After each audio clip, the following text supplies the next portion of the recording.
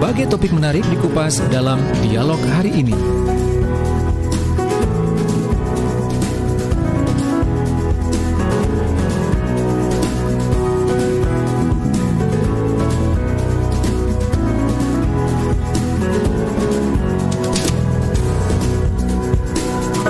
Assalamualaikum warahmatullahi wabarakatuh. Halo, selamat pagi sahabat, apa kabar? Pagi hari ini saya Ilham Bianta kembali hadir menemani Anda seperti biasanya setiap hari Kamis ya. Kamis pagi kita akan berbincang-bincang tentang bisnis begitu. Dan hari ini Kamis 9 September 2021 seperti biasanya Coach Humphrey Rusli dari Bara Coaching Indonesia nanti akan bersama kita kurang lebih 1 jam sampai dengan jam 8 ya.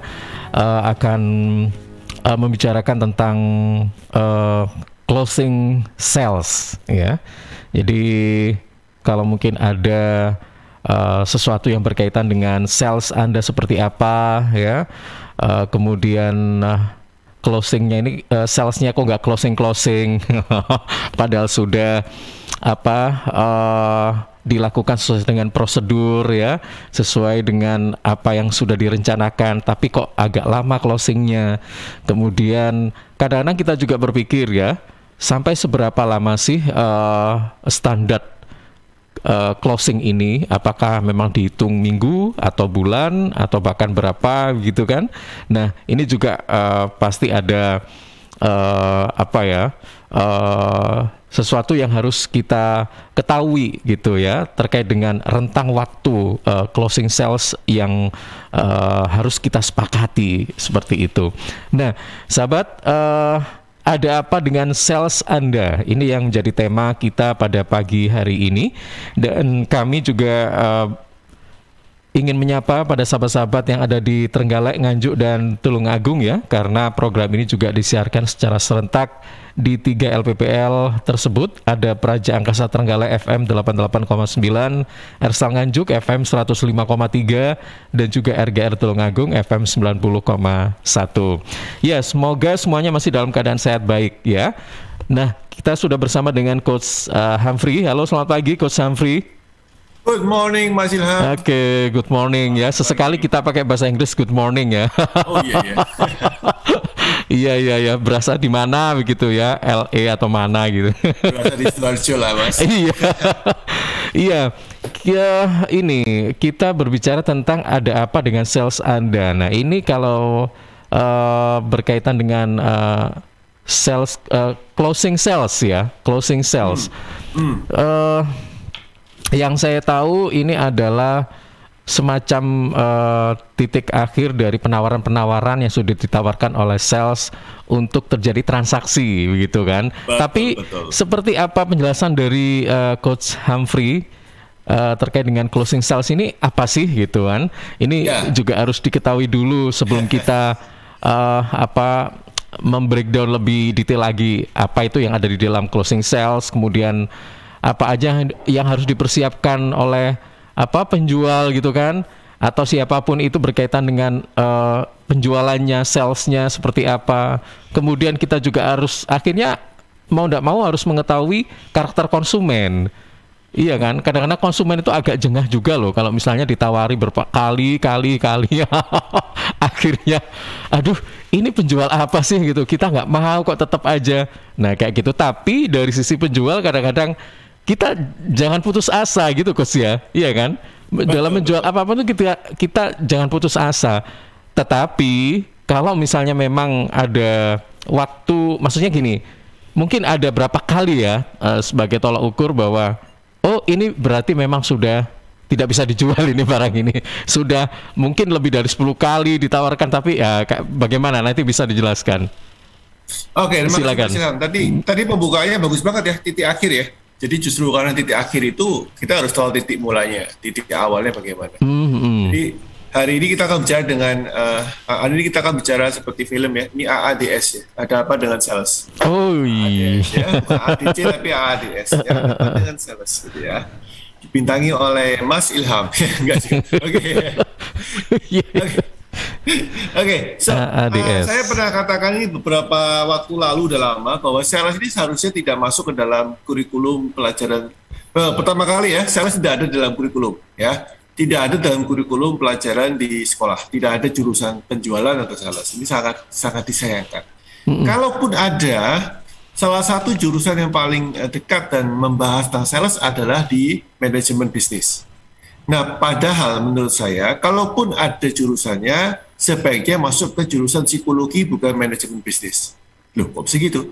Karena sales itu sebetulnya nggak ada urusannya dengan matematika. Sales itu ada urusannya dengan membangun relasi dan emosional. Jadi ini lebih cocoknya masuk ke jurusan psikologi sebetulnya, bukan masuk ke jurusan minimal kalau enggak masuk ke jurusan komunikasi atau jurusan seperti radio ya, untuk pelatihan ya, broadcasting segala macam.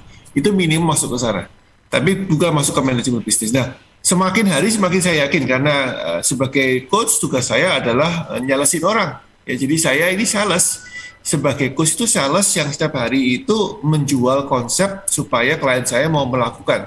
Setiap hari membantu klien menyimpulkan sesuatu yang mereka nggak mau melakukan, akhirnya mau melakukan. Nah, ini kan nyales semua, Mas Ilham. Ya. Jadi setiap hari saya nyales. Radio juga sama ya, announcer, segala macam, broadcaster, itu semuanya sales. Membuat sebuah pesan yang biasa menjadi luar biasa, membuat orang yang tidak tahu pesannya menjadi mau mendengarkan pesannya, membuat sebuah program dari yang bosan menjadi menyenangkan, ini semua sales. Nah, sebetulnya kalau kita melihat dari konsep seperti ini, kalau bicara tentang kesulitan sales, meng-closing, berarti yang sebetulnya problem utamanya bukan closingnya, problem utamanya adalah openingnya. Ya, opening atau pembukaannya. Setiap sales yang berhasil di close itu pasti memiliki pembukaan yang bagus. Setiap pembukaan yang bagus belum tentu closing.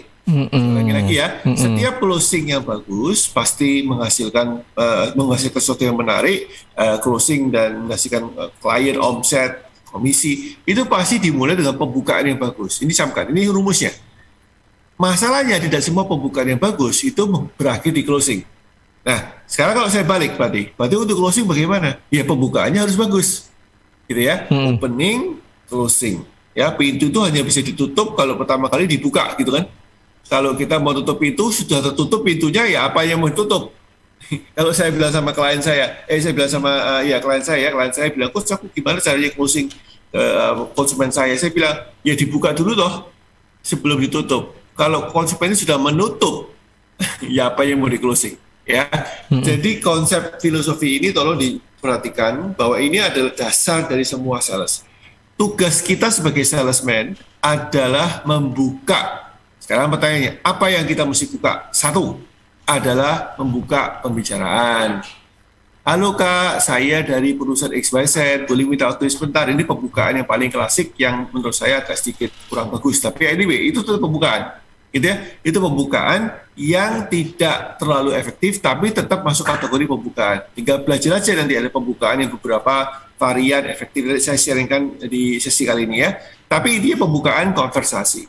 Pembukaan apa yang kedua? Pembukaan wawasan. Oh, mungkin kliennya, konsumennya tidak terbuka wawasannya, dibuka dulu dong wawasannya. Gitu ya, ingat ya, kok saya sudah melakukan ini semua tapi belum tuh closing. Enggak, tidak ada namanya ceritanya membuka itu pasti closing. Closing itu adalah hak prerogatif daripada pengusaha, klien ataupun prospek. Ya, sedangkan membuka itu adalah kewajiban kita sebagai pengusaha atau sebagai sales. Nah, berarti apalagi yang ketiga? Jadi satu, membuka pembicaraan. Kedua, membuka wawasan. Pembicaraan termasuk membuka relasi ya, membuka pertemanan, menjalin pertemanan baru. Itu adalah opening yang pertama. Pembukaan yang kedua adalah pembukaan yang berhubungan dengan wawasan. Yang ketiga adalah membuka value. Nah, ini yang paling penting dalam hal sales. Kita mesti membuka value atau membuat orang merasa bahwa kalau nanti ini dilanjutkan, saya lebih untung dibandingkan sebelum saya kenal Anda. Ya, jadi membuka wawasan itu adalah mengerti tentang ilmu produk yang kita jual atau jasa yang kita jual. Membuka wawasan itu berarti mengerti tentang dunia baru atau peraturan baru yang konsumen kita belum tahu. Dan yang ketiga adalah membuka value, membuka tunjukkan bahwa ada sesuatu yang menarik di akhir ujung jalan jika Anda mengambil kesempatan bersama dengan saya. Nah, ini adalah 3 hal pembukaan yang perlu dikuasai. Pembukaan pembicaraan, membuka relasi, networking, membuka wawasan, mengedukasi konsumen. Yang ketiga adalah mengiming-iming konsumen. memberitahukan, membukakan value. Oh, ternyata ada sesuatu yang menarik yang bisa kita dapatkan sebagai konsumen jika saya lanjut dengan Anda. Dan ada sesuatu yang saya rugi jika saya tidak lanjut dengan Anda. Kira-kira begitu ya, membuka value seperti itu. Nah, simple banget kan? Nah, saking simpelnya ini sampai orang kadang-kadang tidak mengindahkan lagi. Padahal fundamental ini sangat-sangat berefek kepada closing. Orang ketika closing yang ada cuma satu, yaitu bagaimana cara adu mulut, adu bicara, adu pendapat, sehingga kalau yang kalah itu pasti akan beli sama kita. Betul kan? Saya betul kan? Anda salah kan? Berarti Anda beli sama saya dong. Lah ini yang ngawur, Mas. Ini yang ngawur ya. Karena konsep-konsep inilah kenapa kok sales itu mendapatkan stigma yang jelek sekali. Kita mendapatkan stigma yang buruk sekali di mata orang umum. Termasuk sales sendiri pun juga melihat bahwa sales itu pekerjaan yang hina gitu kan. Ini kan cilaka 12 ya. Jadi konsepnya ini yang ngawur. Karena kita berada di dunia yang menurut kita sales itu pasti akan melukai konsumen. Kita akan melukai ekonominya konsumen karena uangnya konsumen kita ambil. Kita akan melukai perasaan konsumen karena kita janji nggak bisa ditepatin. Kita akan melukai egonya konsumen karena kita akan berusaha untuk memenangkan perdebatan. Jadi 3 pembukaan, tapi yang kenyataannya adalah 3 melukai, gitu ya. 3 pembukaan yang mulia, membuka konversasi, pertemanan baru, membuka wawasan konsumen, membukakan value, menjadi 3 hal yang tidak bagus, yang negatif banget. Ya, melukai uang konsumen karena kita ambil, melukai perasaan, melukai ego konsumen, dan seterusnya. Nah, ini yang saya katakan, kita mesti shift dong. Jangan pakai melukai konsumen. Enggak kok saya tidak melukai. Ya, kalau orang bilang ngomongnya nggak melukai, tapi tidak tanduk kita melukai. Apa contohnya? Paling gampang ya. Nomor 1 adalah memberikan janji yang tidak ditepati. Itu kan melukai. Ya, tidak mengatakan bahwa kalau itu saya nggak bisa. Itu melukai. Kemarin malam saya ditelepon, kemarin sore jam 7. Ya, kemarin malam jam 7 saya telepon, ada orang yang minta training sama saya. Saya bilang, untuk bagian ini, untuk divisi yang dia minta berikutnya, saya tidak pernah melakukan training. Tidak fair kalau saya menggunakan menggunakan kesempatan ini mengatakan bahwa saya bisa men-training ini karena saya sudah punya pengalaman. Tidak, saya tidak pernah melakukan training ini. Nah, ketika saya mengatakan seperti itu, alih-alih ditutup teleponnya, dia langsung tanya, kalau gitu Coach Zafri bisa yang mana? Saya akan coba untuk akomodir. Nah, coba bayangin kalau otak saya otak closing, otak sales yang sifatnya pakai konsep melukai. Saya bilang, bisa nggak men-training ini? Oh bisa, gitu loh, kan repot toh. Ya. Ini kan repot, padahal saya tidak pernah punya pengalaman. Saya bilang, nggak ada, saya nggak pernah punya pengalaman men-training di divisi itu. Di bidang ini, di bidang ini nggak pernah saya. Nggak fair kalau saya bilang saya bisa, terus nggak pernah saya. Bahwa saya yakin saya bisa melakukan, walaupun tidak pernah. Itu kata-kata saya bisa. Tapi kan saya mesti ngomong sama prospek saya bahwa, enggak, saya nggak pernah melakukan training ini. Gimana, mau lanjut diskusinya atau you cari trainer lain gitu ya, bisa ngerti ya Mas? Ini adalah cara untuk membuka kepercayaan, membuka konversasi, membuka percakapan lebih lanjut. Nah, sedangkan pada sales umumnya itu tidak melakukan, belum melakukan seperti ini. Yang dilakukan adalah, bisa nggak palu gada kan? Apa lu mau gua ada? Bisa dulu. Ini loh teman-teman ya, jangan begitulah ya. Kita ini professional service, sales itu professional service yang membantu konsumen untuk membeli dengan baik dan benar. Jangan kita menjadi service yang ngakalin konsumen supaya salah beli. Ya, tugas kita professional service, jasa profesional membantu konsumen itu membeli dengan baik dan benar. Walaupun belum tentu belinya sama kita, tapi kita punya sumpah jabatan. Jadi sebagai sales ya, karena dulu background saya sales ya. Jadi kita punya sumpah jabatan membantu konsumen membeli dengan baik dan benar. Bukan menjebloskan konsumen untuk memilih yang salah gitu ya. Jadi kalau ini diteruskan, kita jadi kriminal sebetulnya. Bukan sales, tapi kita kriminal. Ya, kita penjahat sebetulnya. Nah, kalau kita melihat konsep ini dengan baik dan kita mengimani dengan betul, sebetulnya closing itu tinggal masalah waktu. Nah, jadi sebetulnya ada apa dengan selling, ada apa dengan closing AADC ya, ada apa dengan sales, itu sebetulnya karena kita pertama tidak bisa membuka. Kedua, kita tidak menunggu dengan baik. Yang ketiga, kita nggak cukup banyak membuka. Jadi, masalah dengan sales closing, itu pertama adalah kita tidak tahu membuka dia bagaimana. Kita salah membuka, sehingga nggak bisa closing. Kedua adalah, ini supaya urut ya saya ganti aja. Kedua adalah, kita tidak cukup membuka pintu. Tidak cukup banyak, karena ingat rasionya adalah bahwa sales itu tidak bisa meng-closing semua yang dibuka. Jadi ya, semua yang dibuka dengan baik belum tentu closing, tapi setiap seorang sales berhasil closing pasti ada pembukaan yang bagus. Ya ini mantranya tolong dicatat, ditempel di tembok kamar, ditempel di agenda kita. Setiap closing yang bagus pasti ada pembukaan. Tidak semua pembukaan closing. Nah karena itu, karena rumusnya seperti itu, maka bukalah yang banyak. Jadi satu adalah tahu ilmunya bagaimana membuka, kedua adalah bukalah yang banyak, yang ketiga adalah tunggu panen. Ingat ya, closing tidak bisa dipaksakan. Ini seperti orang pacaran sama menikah, kan nggak bisa orang itu digesu-gesu loh mas. Ayo undang-undang, piye, jadi gendang apa piye gitu ya. Nggak bisa ya, jadi kita harus menunggu. Tapi karena kita pembukaannya bagus, kita cukup banyak membuka pintu yang bagus, maka ketika kita menunggu dengan harapan positif, karena kita tidak terlalu sulit untuk kita nggak akan terlalu pacaklik gitu ya intinya ya, karena kita akan mendapat kesempatan banyak. Dan percaya saya, kalau kita cukup banyak membuka sesuatu dengan bagus, kesempatan itu datang berkali-kali ya mas. Prospek itu datang menawarkan diri untuk di-closing itu berkali-kali, dan ini saya alami sudah sering, bahkan di kondisi pandemi ini. Bahkan di kondisi yang katanya sepi ini, banyak orang, ada 5-6 orang datang ke saya, yang deal cuma 2-3, tapi 5-6 orang datang ke saya setiap bulan, melalui Instagram saya, melalui kantor saya, untuk tanya bagaimana saya bisa menjadi klien. Bayangin ya, dia sengaja datang untuk di-closingin oleh kami.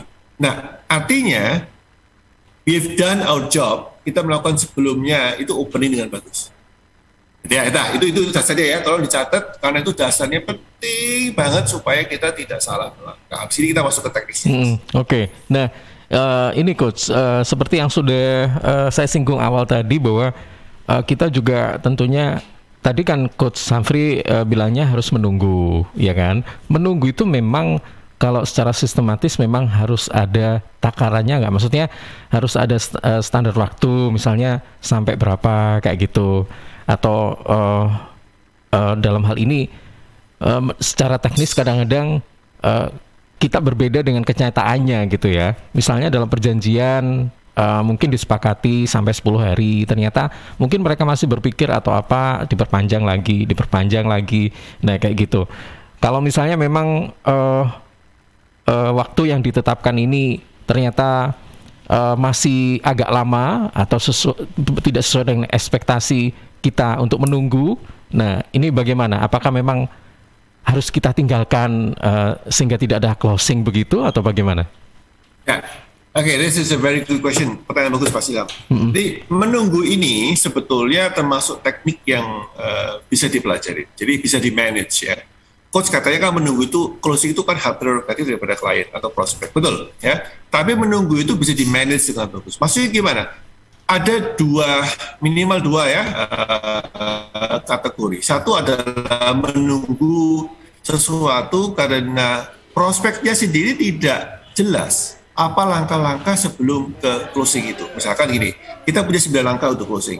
Maka prospek itu tidak tahu bahwa dia di langkah kedua atau ketiga atau sudah langkah ke-7, tinggal 2 lagi closing.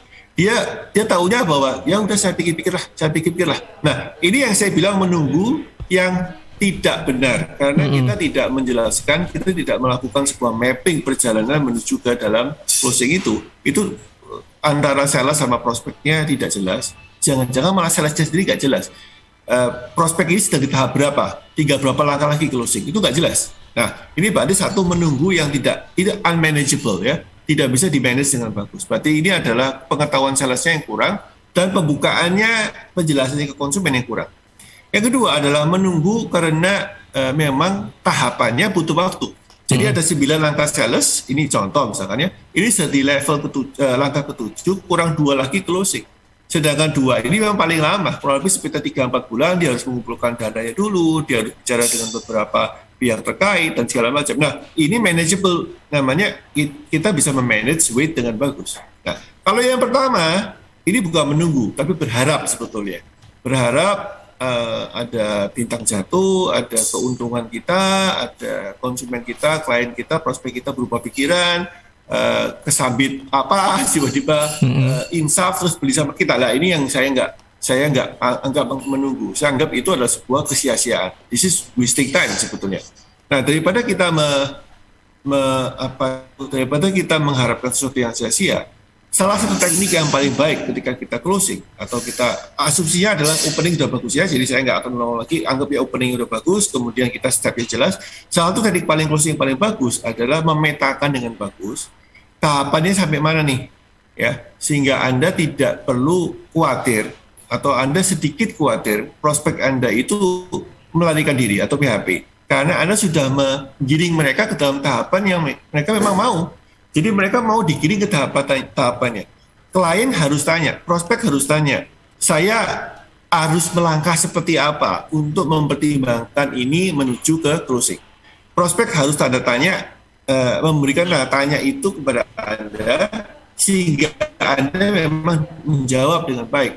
Tahapannya seperti ini Pak, tahapannya seperti ini Kak, tahapannya seperti ini dan seterusnya. Kita punya step by step yang perlu kita buat. Nah, itu yang kita tunggu Mas, ya. Jadi kita menunggu konsumen kita, prospek kita itu matang. Nah, ada beberapa industri yang sangat cepat seperti industri-industri di online shop, ya, maka hitungannya adalah hari atau jam sebelum orang itu membeli sesuatu. Openingnya biasanya berupa dengan iming-iming atau openingnya berupa sebuah promosi atau openingnya berupa sebuah limited edition segala macam. Itu opening. Nah, itu sangat cepat, hitungannya ada hari atau jam. Tapi ada industri-industri yang lama prosesnya, ya. Saya termasuk di industri yang menengah dan lama, ya. Proses coaching, proses pendampingan bisnis itu butuh lama, Pak, ya, Mas Ilham. Jadi kita perlu membuat peta dengan bagus sehingga klien mau didampingi oleh saya setelah mereka paham prosesnya bagaimana. Bisa ngerti ya? Jadi ada industri yang cepat, ada industri yang lama. Semakin dia bersifat long term dan semakin dia bersifat investasi di depan, seperti kami para coaches divisi kami di industri kami, itu semakin prosesnya lama, menunggunya semakin lama dan tahapannya semakin banyak. Kita harus menggiring konsumen atau klien kami, prospek kami menuju ke sana.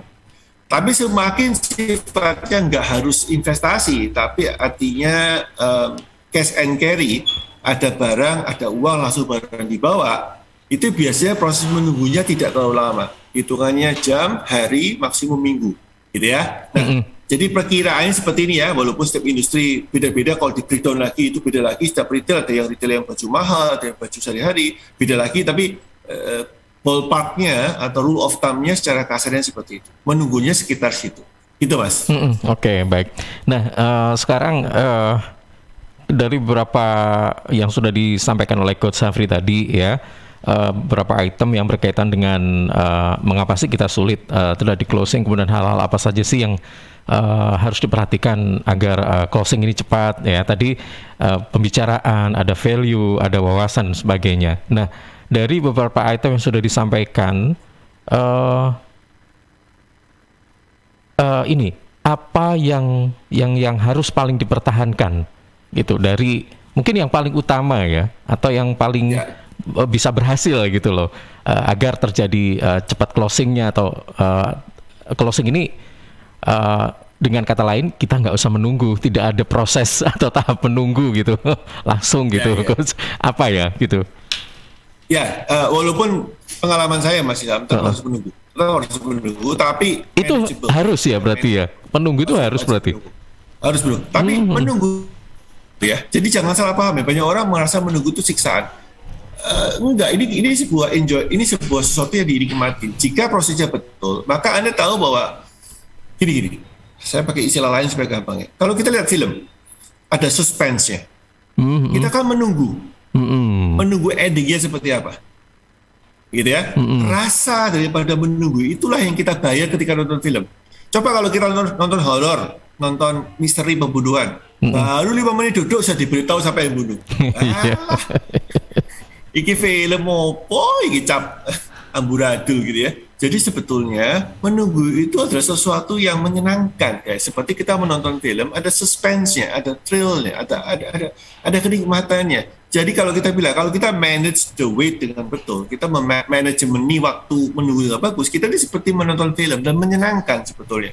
Ada klimaksnya, ada wow-nya, ada wih-nya gitu loh. Jadi ini loh kenapa kok banyak orang salah paham. Nah kalau kita bilang tadi Mas Ilham bilang gimana supaya kita nggak menunggu, saya ubah, gimana supaya kita tidak menunggu sia-sia dan membuat kita patah hati, itu lebih tepatnya. Karena menunggu dengan benar quality yang kita inginkan itu seperti nonton film.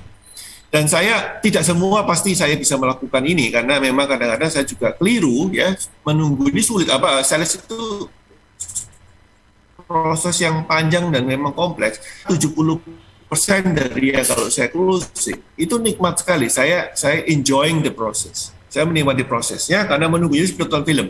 Nah, ini klien saya seperti ini, prospek saya udah seperti ini, udah seneng nih, udah mulai bergairah segala macam. Dan itu menurut. Nah, tekniknya bagaimana? Tadi saya janjikan teknik ya. Tekniknya begini, supaya kita tidak sampai salah, supaya proses penjualan ini menyenangkan, ya Anda perlu paham, atau ini sebetulnya ilmu klasik lah, namanya AIDA, A-I-D-A, ya, attention, interest, desire, kemudian action, gitu ya. Nah, lebih tepatnya pada saat menunggu, kita masuk di proses namanya desire. Apa itu AIDA? Oke, bagi teman-teman yang belum tahu, inilah teknik yang lama, tahun 2000-an ini populer sekali, dan tahun 2010 puncak-puncaknya sekarang udah mulai tidak digunakan lagi atau tidak diajarkan lagi, tapi menurut saya angkatan sales belajar dengan AIDA ini, itu justru fundamentalnya yang saya dapat dari sini. Inilah opening yang bagus, teknik pembukaan sales yang bagus melalui AIDA. Apa itu AIDA? A, attention. Attention ini perhatian.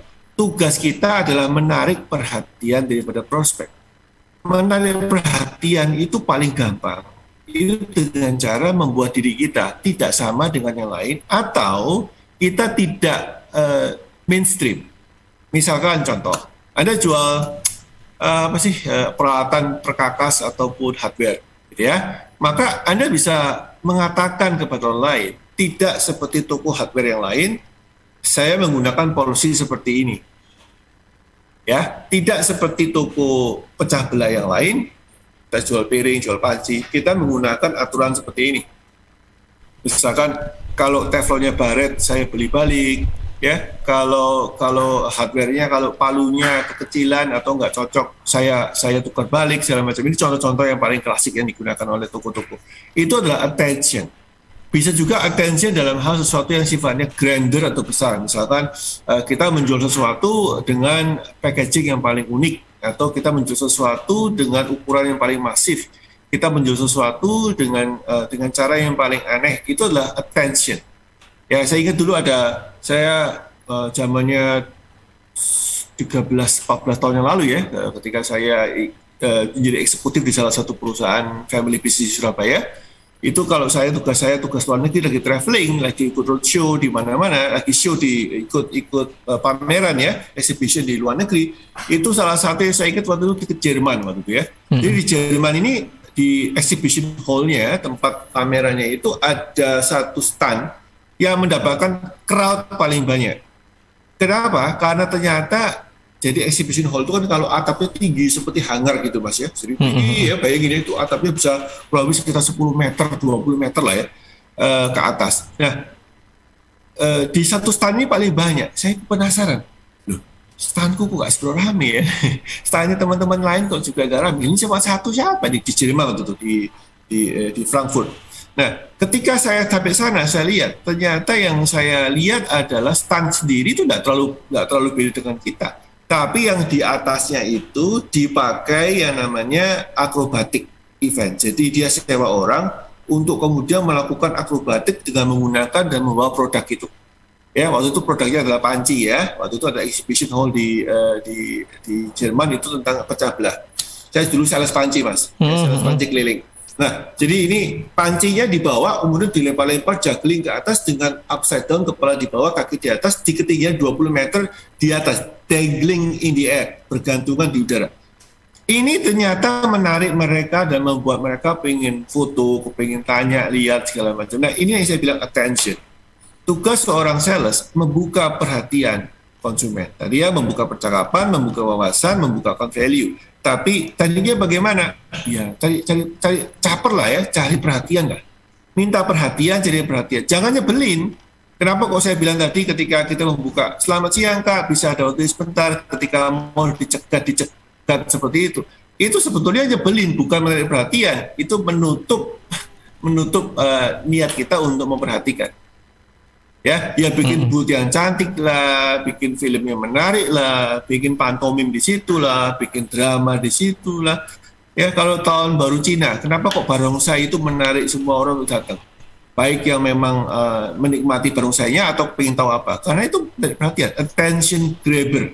Ya, jadi AIDA itu attention. Nah, di dalam dunia sales itu ada cara-cara menarik perhatian yang sangat lebih teknis, misalkan dengan menggunakan headline.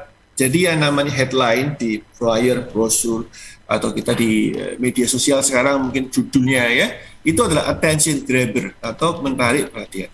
Judul inilah yang harus diolah supaya menarik. Kalau kita menjual melalui tulisan, melalui menarik, atau kita pakai videonya harus menarik, gitu ya. Ini tekniknya banyak, tapi intinya adalah jangan mainstream ya, jangan mainstream.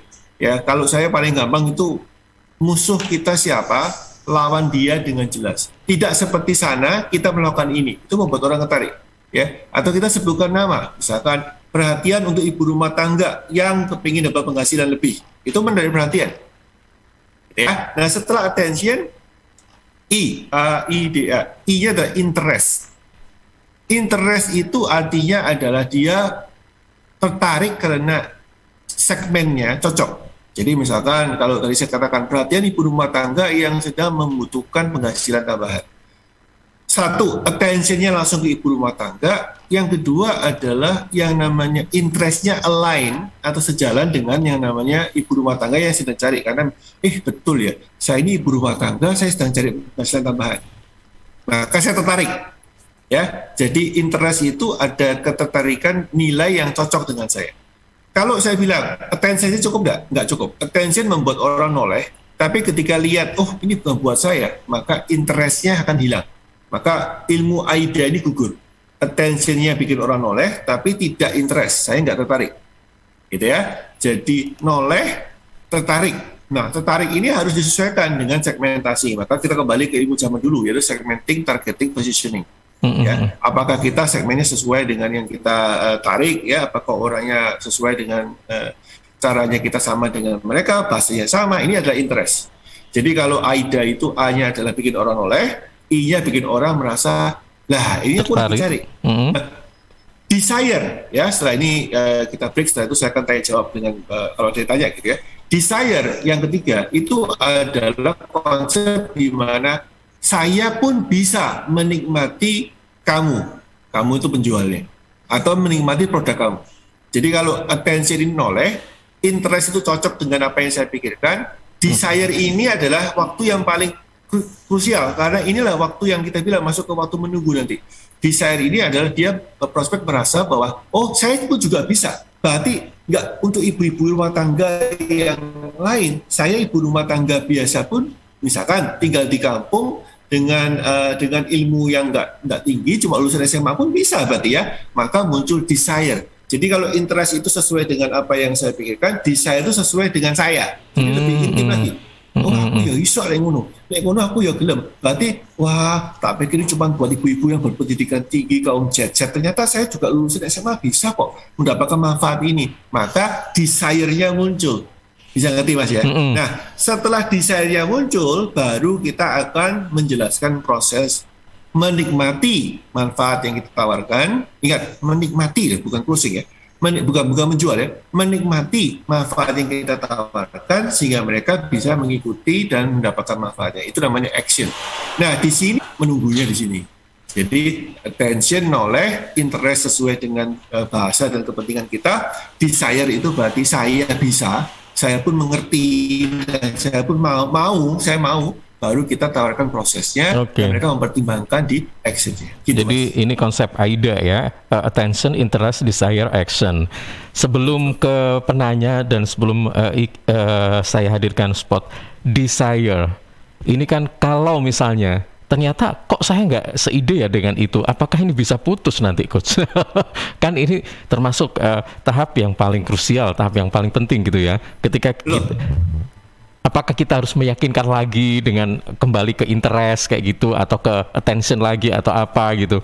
Dalam hal ini kan kita meyakinkan seseorang, kemudian seseorang itu tidak, saya kok nggak terlalu bisa dengan ini, misalnya seperti itu. Atau mungkin kapasitasnya hanya setengah-setengah saja, tidak secara maksimal gitu.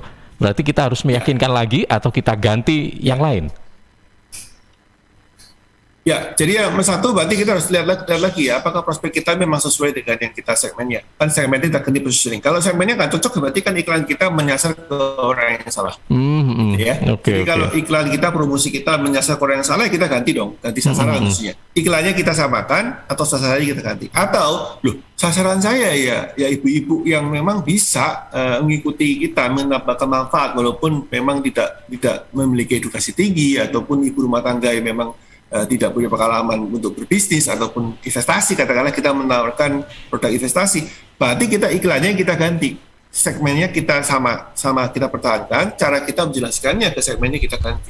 Nggak bisa dong. Nah, contohnya misalkan Tupperware ya, Tupperware ini kan kelihatannya mewah, tapi sebetulnya pertama kali di Amerika, dari sononya Tupperware ini pertama kali dijual dengan cara arisan, Mas. Nah, jadi arisan ibu-ibu bawa makanan ya, kemudian bagi-bagi makan sama-sama, itu kemudian di sana Tupperware-nya ikut arisan dan dia menjelaskan bagaimana enaknya bawa makanan dengan Tupperware. Jadi desire-nya muncul karena dia bilang, iya ya, betul juga, aku ya mau kalau gitu, pas arisan enak, itu desire, Mas. Ya, jadi padahal kalau Tupperware dijelaskan melalui koran segala macam, nggak nyambung. Ya, itu contoh paling gampang. Baik Coach, nanti kita akan lanjutkan kembali ya obrolan kita pagi hari ini. Baik, sahabat, nanti kita akan lanjutkan kembali obrolan bersama dengan Coach Humphrey Rusli. Tetap bersama kami di Suara Sidoarjo.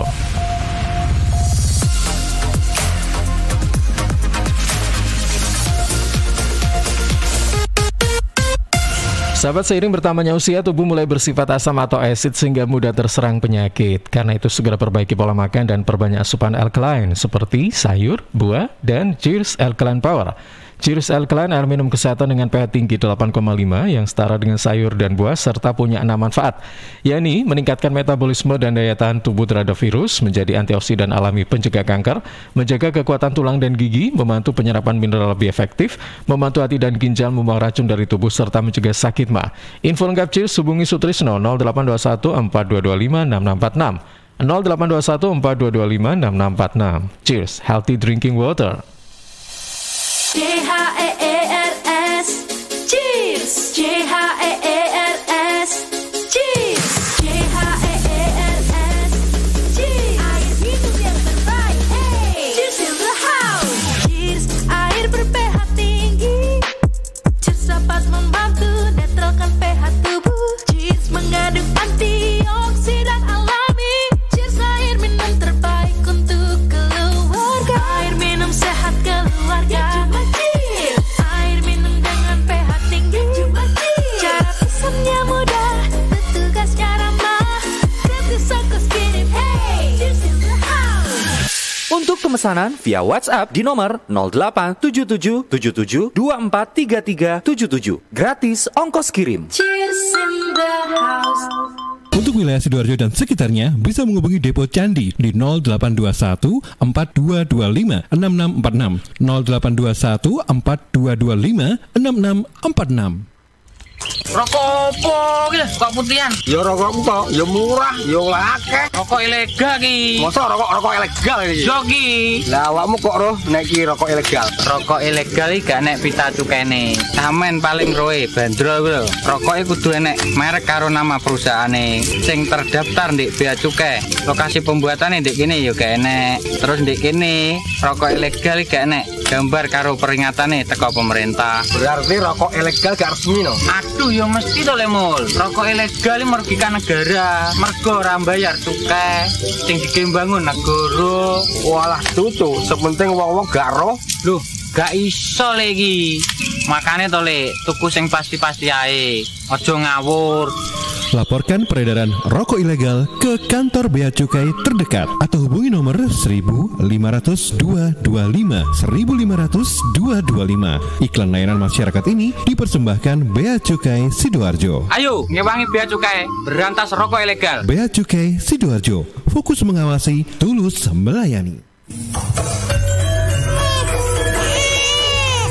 Arek-arek iku rame lapo sih? Mulakno, nek dikandani wong tuwek dirungokno, nek durung siap duwe anak, gak usah rabi. Anake loro, pilek, watuk, ono seseke. Loh, bahaya iku. Ngomong dorong, budal nang bidan. Hati-hati dan waspada ya. Demam, batuk, dan susah nafas bisa jadi itu tanda-tanda pneumonia atau infeksi paru-paru. Penyebabnya bisa virus, bakteri, atau jamur. Mudah menular lewat droplet saat batuk atau bersin. Tapi, ini bisa dicegah dengan pemberian imunisasi PCV pada bayi dan anak. Imunisasi PCV selain mencegah pneumonia, juga bisa mencegah radang selaput otak atau meningitis dan radang telinga tengah atau otitis media. Imunisasi PCV diberikan pertama pada bayi usia 2 bulan, dilanjutkan pada usia 3 bulan, dan dosis ketiga saat anak usia 12 bulan. Imunisasi PCV bisa didapat di posyandu, bidan, puskesmas, rumah sakit, klinik kesehatan, praktek dokter mandiri, dan layanan kesehatan lain yang menyediakan imunisasi. Lapo guyu-guyu dewe. Putune wis sehat, Cak. Wis diimunisasi PCV pisan. Seneng aku. Gak pengen ngeramut bayi maneh ta? Ayo tak gaweno. Iklan layanan masyarakat ini persembahan Dinas Kesehatan Kabupaten Sidoarjo. Makasih lo udah ngajak ke rumah. Tahu aja anak kos gak ada hiburan. Daripada di kos bengong aja, mending ngebuburit sambil nonton Indium TV. Tapi nonton apa ya? Ini UC TV kan? Kamu tau nggak ada yang baru namanya Gameku? Kok Gameku? Ini TV ku. Ih beneran, Gameku itu cloud gaming asli Indonesia. Jadi kita bisa main game di IndiHome TV tanpa harus beli konsol atau install gamenya. Wah mau dong. Nih caranya, cari Gameku di UC App Store, download dan install, lalu pilih paket berlangganan. Banyak kok tutorialnya di internet. Iya, mudah banget. Yaudah yuk main Gameku, mari kita coba. Sebentar, ini kan Gameku, kenapa jadi gamemu? Ih kok gamemu, ini Gameku. Apa sih ini ribut-ribut? Sana kalian bantu angkat galon ya, biar bunda yang main Gameku. Wujudkan bersama IndiHome. PT Inet Global sejak tahun 2005 bergerak di bidang ICT, Information and Communication Technology, Internet Service Provider atau ISP, web hosting dan domain, fiber optic system dan satelit atau VSAT, memberikan layanan jasa koneksi internet ke seluruh dunia dengan kecepatan tinggi dan harga yang kompetitif. Juga memberikan solusi dan jasa konsultasi pendistribusian koneksi internet, menyediakan solusi ICT yang komprehensif, terpadu dan disesuaikan bagi pengguna yang mencakup data infrastruktur, managed service, cloud computing, IT services, serta layanan digital yang fokus untuk memanfaatkan peluang yang mendukung dan menambah nilai pada bisnis utama tiap customer. Untuk layanan dan servis Inet, hubungi kantor pusat Jalan Kuningan Barat nomor 8 Jakarta. Telepon 021 299 66900. Kantor Surabaya, Intiland Tower lantai 11, Jalan Panglima Sudirman 101 sampai 103 Surabaya. Telepon 031 535 3955 031 535 3955. Inet Globalindo, the best service for great solution. News, talk, and music hits. Suara Sidoarjo. Your multi-platform radio. Sahabat panggilan sidang dari Pengadilan Agama Sidoarjo kali ini atas nama Ahmad Tato, dulu tinggal di Jalan Makmur nomor 102 RT 3 RW 2 Desa Betro, Kecamatan Sedati, Kabupaten Sidoarjo, tapi sekarang tidak diketahui dengan jelas tempat tinggalnya. Karena itu untuk saudara Ahmad Tato dimohon hadir di persidangan Pengadilan Agama Sidoarjo, Jalan Hasanuddin nomor 90 pada hari ini Kamis 9 September jam 9 pagi. Panggilan sidang ini dari Pengadilan Agama Kabupaten Sidoarjo.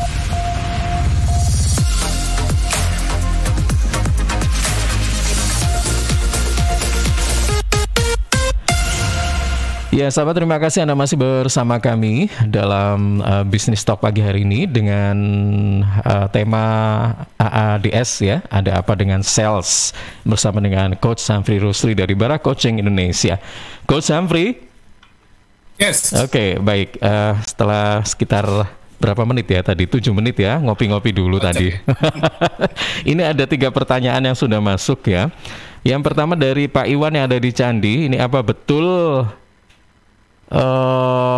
agar terjadi cepat closing harus membujuk konsumen? Nah, jika iya, bagaimana caranya? Kemudian dari Mas Erwin yang ada di Taman, bagaimana jika dalam waktu yang sudah ditentukan belum juga terjadi closing? Apa yang harus dilakukan? Kemudian yang ketiga dari Laurentius yang ada di Surabaya, untuk mengawali pembicaraan, apakah kita harus berbasa-basi dulu atau langsung to the point? Ya, oke. Saya jawab langsung ya, yang pertama ya. Jadi ini yang saya bilang, kalau kita closing orang, itu sebetulnya fokusnya bukan untuk ke kita. Kita bukan fokus untuk meng-closingkan komisi kita. Kita meng-closingkan orang ke mimpi manfaat yang dia inginkan. Itu kenapa fungsi desire-nya itu harus kuat. Ya gimana? Semoga jelas. Jadi closing itu sebetulnya closing itu kan tutup ya, menutup jembatan jarak antara apa yang dia desire ke manfaat yang dia inginkan. Misalkan contoh adalah kita jualan properti rumah, kita agen properti, kita property agent. Sebetulnya fokus kita bukan untuk membeli rumahnya, tapi membuat mereka membeli rumah. Fokus kita adalah membuat mereka itu menyepakati bahwa ini adalah harapan dia dan dan segera diputuskan, segera dinikmati, segera perjalanan Anda dimulai dengan rumah yang baru, segera mimpi Anda segera terwujud. Bisa ngerti ya? Jadi ini adalah proses closing. Jadi closing itu bukan dia membeli ke kita. Ini salah paham banget ya. Closing itu adalah mengclosingkan antara konsumen punya desire dengan kenyataannya, which is sebetulnya efeknya adalah membeli ke kita atau minimal deal dengan kita. Ya, jadi punya mobil baru, jualan mobil, sales mobil. Maka fokus closingnya bukan closing jadi closing nggak? Artinya apa? Jadi nggak beli sama saya? Bukan. Jadi closing nggak? Jadi nggak dia mewujudkan desire dia memiliki mobil impian? Bisa paham ya? Jadi ini adalah konsep closing yang baik sehingga kita ini seperti lihat film. Oh ada endingnya, tamatnya seperti apa? Nah, percaya saya, konsumen prospek itu juga mau ending yang happy. Tidak ada orang mau set ending, semuanya mau happy ending. Jadi kalau kita melihat konsumen kita tidak closing dengan kita, berarti dia tidak melihat bahwa mereka happy ending dengan kita. Berarti mereka tidak mendapatkan penutupan, closure, ataupun cerita berakhir sesuai dengan baik melalui kita. Which is fine, tidak apa-apa. Oke. Tapi pastikan kita itu semakin hari semakin ahli untuk menjadi sahabat mereka, mencapai mimpi mereka. Jadi mereka closing ke mimpi mereka. Saya mau, ini paling gampang lah ya, bisnis haji umroh. Yang beberapa waktu kali ini disanter lagi karena dibuka lagi, kemudian waduh, heboh gitu ceritanya ya. Nah, sebetulnya kalau kita bilang closing membeli paket umroh atau paket naik haji, itu sebetulnya bukan closing ke agen travelnya, tapi dia closing ke impiannya dia untuk haji, ya, untuk umroh. Nah, inilah yang dibilang closing, itu endingnya adalah happy ending. Itu yang pertama. Jadi kalau dibilang, bagaimana caranya supaya kita closing? Ya membuat mereka harus fokus untuk mencapai mimpinya. Jangan fokus untuk beli sama kita, jangan fokus ke transaksi uangnya transfer ke kita, bukan. Fokus untuk mereka menuju mimpinya, yang kita jadi perantara otomatis melalui kita mimpinya terwujud. Gitu ya. Semoga menjawab ya. Oke, baik. Jadi mindsetnya itu memang harus diubah dulu, bukan kita untuk membeli barang kita, tapi bagaimana konsumen ini merealisasikan mimpi-mimpinya, gitu kan? Betul, meng-closing itu dulu ya, gitu kan? Jadi ada sebuah istilah yang saya ingat gitu ya. Jadi konsumen itu kadang-kadang melakukan self closing. Kita ini hanya sebagai orang yang membantu untuk mendorong sedikit aja supaya orang melakukan self closing, karena sebetulnya yang butuh untuk closing itu bukan cuma sales, tapi konsumennya juga butuh closing. Nah, kebanyakan kalau saya ngajarin sales pemula terutama, mereka mikirnya yang butuh closing itu adalah sales. Itu salah. Yang butuh closing itu juga konsumennya butuh closing, karena dia pingin closing. Mungkin ini yang masih belum secara merata kita ketahui ya. Gitu kan ya. Baik. Yang butuh closing itu bukan sales, tapi ini yang pertanyaan kedua. Bagaimana kalau nggak segera closing? Ada dua kemungkinan. Satu adalah bahwa mimpinya memang berubah. Aku nggak pengen lagi, Mas. Ya, oke, berarti sudah selesai. The end. Ya. Kedua, mimpi desire-nya masih ada, tapi ternyata tidak ada kemampuan untuk closing. Ingat, closing itu termasuk bagian paling penting adalah dia harus mau closing, bukan cuma salesnya. Oke, berarti mimpinya ada, mimpinya sama, eksis, tapi tidak ada kemampuan. Mungkin kemampuan waktunya nggak ada, nggak punya kemampuan skillnya, nggak ada kemampuan dananya. Either way, kita mesti pecahkan. Karena konsumen yang tidak closing itu menderita untuk konsumennya. Wah, ini mindsetnya bagus ini ya. Anda mesti tanamkan ya. Konsumen yang tidak closing itu menderita untuk konsumennya. Anda harus bantu supaya dia happy ending. Walaupun kadang-kadang tidak melalui si sales. Ya, walaupun kadang-kadang kalau sering-sering berarti salesnya ada salah jalan, ada salah paham atau integritasnya jelek atau tidak kredibilitas. Tapi anyway, tidak mungkin lah kita tidak bisa mendapatkan closingan, kita nggak dapat impact-nya dari closing itu. Tapi tugas kita membantu sales, membantu prospek untuk closing. Kalau enggak kita berdosa. Ini seperti orang lihat film Mas, kita sudah attention, interest, desire, sudah tengah-tengah jalan, lampunya mati di bioskop, rasanya kudu ngantemi wong sa kampung gitu ya. Nah, jadi kita ini bantu klien supaya closing karena kita punya tanggung jawab moral. Bukan karena kita punya tanggung jawab sama keluarga kita dengan komisi ya, bukan. Kita punya tanggung jawab ini gantung ini. Ayo dong, gimana caranya supaya saya bisa bantu? Gitu ya. Jadi itu pertanyaan yang kedua. Yang ketiga tadi apa? Mengawali pembicaraan tekniknya itu apakah harus berbasa-basi dulu atau langsung to the point gitu? Enggak, saya nggak suka basa-basi. Jadi sebetulnya menarik perhatian itu, attention itu harus cepat. Misalkan kita bilang, makanya saya bilang, manusia ini aneh ya, kalau dibilang jangan tutup, malah ditutup. Jangan dibuka, malah dibuka. Jangan dilihat, malah dilihat. Jadi attention itu sebetulnya lebih baik pakai kata-kata yang negatif, bukan jelek, tapi artinya ada kontra, pro kontra. Jadi misalkan, kalau Bapak tidak mau sukses, jangan ikut program saya. Kayak gini-gini ini bagus, walaupun kalimatnya mungkin harus disesuaikan dengan masing-masing industri ya. Tapi kita tujuannya itu point. Kalau ini kemarin saya bantu satu perusahaan toko cat gitu ya. Toko cat itu dia bilang gimana Gus menarik perhatian. Setelah kita diskusikan, kita bilang segini lah, pakai kalimat sifatnya. Toko cat kami paling rewel. Kalau nggak rewel bukan kita namanya.